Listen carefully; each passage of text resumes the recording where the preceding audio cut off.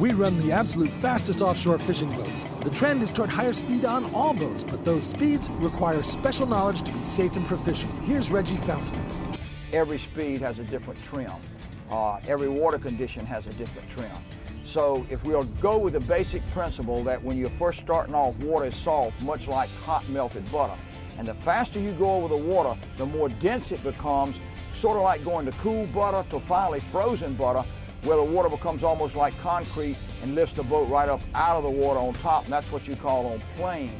So let's talk about initial takeoff. And water's softer.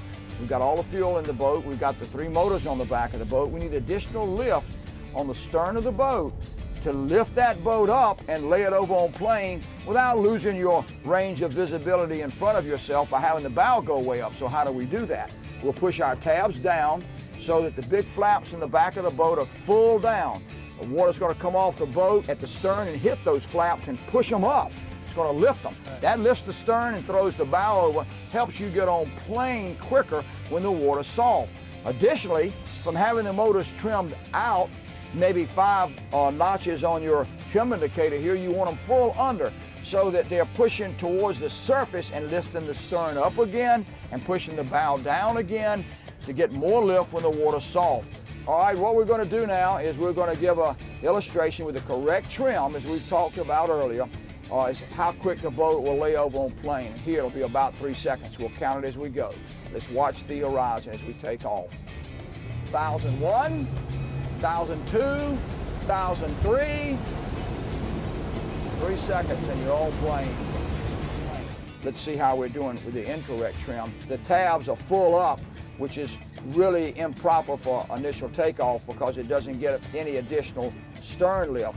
And the outboards are trimmed out as if we were trying to run wide open, and we can notice that the horizon is going to completely disappear for a longer period of time. It's going to take longer to get on plane, and none of those are good because you're obstructing your view and taking longer than you need to get on plane. So here we go. 1,001, 1,002, 1,003, 1,004, 1,005, 1,006, 1,007, 1,008. We're finally on plane. Good. When you're running along fast and you want to make a turn, first, I want to always caution you to slow the boat down and to correct the trim for making the turn.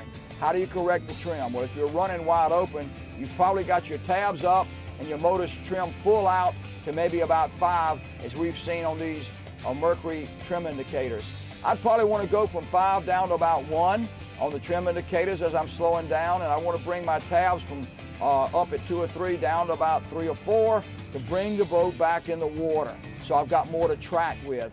And then I want to ease back on my throttles and gradually put the boat into the turn, and I'm going to have a nice smooth turn that way because I've settled the boat back down in the water. I've let everybody know I'm making a turn. I'm slowing down and I can make a nice turn, and if I want to turn pretty sharp, after I've settled it in the water, trim the boat right, I start into the turn, I can turn harder and harder, and the boat will make a very, very sharp turn very, very safely. So Reggie, at 45 miles an hour on this boat, we got 3 275 horsepower engines and we're still getting 1.6 miles to the gallon. That's unheard of. Incredible, incredible engineering by Mercury and Verado. And we think too, another fact that it helps that out quite a bit is this boat's so well designed, it pushes easier.